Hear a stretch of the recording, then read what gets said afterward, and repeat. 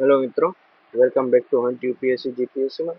અહીંનો મને ખબર છે કે લાંબા સમય પછી આપણે વિડીયો નાખું છું, તો મને કામ ને એ બધું હતું એટલે લેટ થઈ ગયું છે. તો આપણે આમાં શું કરશું, ડીવાયએસસી નું પેપર જોશું. મેં આખું પેપર છે ને A to Z ઓપ્શન સાથે સોલ્વ કરીને નાખ્યા છે. આપણે એ પણ જોશું કે કેટલા પ્રશ્નો રદ થાય, કેટલા પીવાયક્યુ નો પૂછે છે ને એનું બધું લખ્યું છે અંદર. જો મેથ્સનું પણ મેં છે ને A to Z તમને સોલ્વ કરીને આપ્યું છે ખુદનું હાથથી. એમ નથી કે મેં બીજેથી ઉપાડી નાખ્યું, મેં ખુદના હાથથી સોલ્વ કરીને આપ્યું છે. જો અહીંયા આગળ આ પીડીએફ છે ને મેં મારા ટેલિગ્રામમાં નાખી દીધી છે, બરોબર ને? તો ટેલિગ્રામ જોઈન કરી લેજો, ડિસ્ક્રિપ્શનમાં લિંક હશે. ને જો કોઈ એક લાઈન પર પીવાયક્યુ ની હશે ને, તો મેં એવી રીતે માર્ક કરીને પીવાયક્યુ લખ્યું છે કે આ વસ્તુ પીવાયક્યુમાં પૂછાયેલી છે. જે આપણે હસમુખ સરના પેપર હતા ને, એના મેં આખા પીવાયક્યુ ના બધા વિડીયોઝ નાખેલા છે, લાંબા, દોઢ બે કલાકના, કલાકના, બરોબર ને? એમાં પણ મેં કરાવેલા છે, એના જ પીવાયક્યુ મેં લખ્યા છે. એની બહારના છે એ તો લખ્યા છે, પણ એમાંથી બહુ બધા પીવાયક્યુ છે. જો આ ક્વેશ્ચન કેવી રીતે સોલ્વ થાય ને એ પણ મેં લખ્યું છે કે આ તમામ અહીંયા આવી ગયું એટલે ખોટો પડ્યો છે, સતત ઘટાડો લખ્યો છે અહીંયા આગળ, તમામ આવી બધી ટ્રીકો પણ મેં આમાં ટીક કરી છે કે ક્યાં આગળ ભૂલો થાય, ક્યાં આગળ તમારે જોવાની છે. કે જેમ કે આખો પીવાયક્યુ નો ક્વેશ્ચન છે જે પૂછાઈ ગયેલો છે, બરોબર? આ ઇકોનોમી નો પાર્ટ છે આખો. હવે આમાં છે ને લોકોને જો આવી રીતે એક એક ઓપ્શન સોલ્વ કરીને આપ્યો છે. કોલ મની, બરોબર ને? કયા સાધન છે, હાઉસ હોલ્ડ ને એસેટ પ્રાઇસમાં, બરોબર ને, ફરક પડે છે.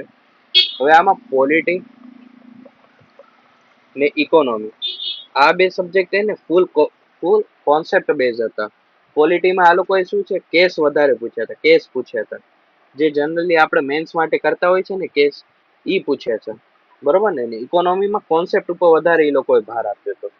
કોન્સેપ્ટ અને તમારી જે અન્ડરસ્ટેન્ડિંગ હશે ને, એ તમારી મેઇન ઇમ્પોર્ટન્ટ હતું આ પેપરમાં. લાંબુ હતું, બધાને લાંબુ લાગે છે, તો તમારા કોન્સેપ્ટ ક્લિયર હોય ને તો તમને વાંધો ના આવત આ પેપરમાં. તો હવે શું કરવાનું છે, તમારા કોન્સેપ્ટ ક્લિયર રાખવાના છે અને સ્પીડમાં થોડીક પ્રેક્ટિસ કરવાની છે. કેમ કે ડીવાયએસઓમાં જો 2 કલાક હોય છે, બરોબર?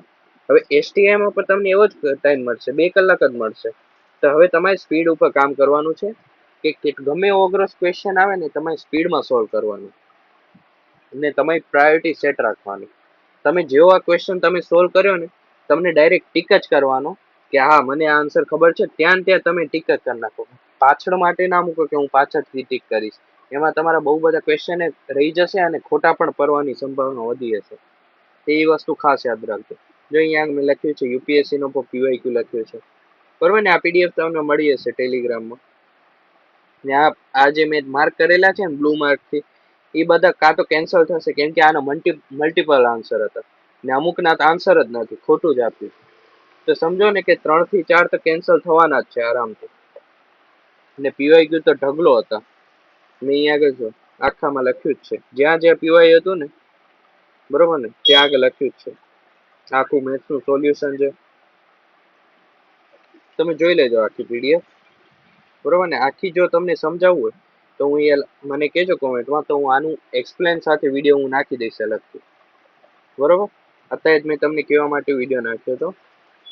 જો આ પીવાયક્યુ છે 3 વાર પૂછાયેલો છે, યુપીએસસી જીપીએસસી બંનેમાં પૂછાઈ ગયેલો છે, બરોબર? આ સોલ્યુશન જો અહીંયા આગળ આખું લખીને નાખ્યું છે A to Z, બરોબર ને? આ જો કેસ કહેતો હતો ને, કેસ વાળા ક્વેશ્ચન બહુ પૂછે છે.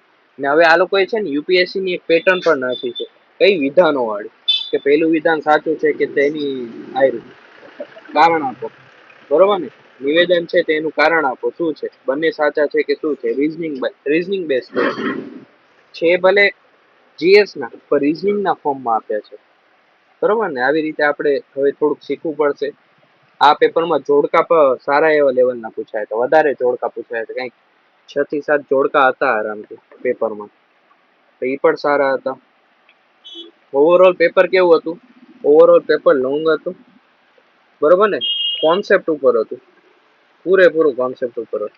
જે પેલા હતા ને આપણે ડાયરેક્ટ ફેક્ટ ઉપર જતા, ફેક્ટ ઓનલાઈન, એ હવે અહીંયા આગળ હતું જ નહીં. ને કરંટ અફેર ની આ લોકોએ જો કેવું કર્યું છે, એટલે તમારો કોન્સેપ્ટ જ તમારા માટે છે. કોન્સેપ્ટ તમને કિંગ મેકર બનાવે, તો એના ઉપર વધારે ફોકસ કરજો, બરોબર? આખું પેપર જોઈ લેજો અને ટેલિગ્રામ ચેનલ જરૂર જોઈન કરજો, કેમ કે એમાં મેં બધા જ સોલ્વ કરેલા પેપર આવી રીતે જ સોલ્વ કરીને નાખ્યા છે. એસટીઆઈ ના ક્લાસ 1 2 ના ટોટલી જો આ પીડીએફ છે આખી, આખી મેં સોલ્વ કરીને નાખી છે હસમુખ સરના બધે 9 એ 9 પેપર. બરોબર ને? તો જોઈન કરી થેન્ક યુ વિડીયો જોવા માટે.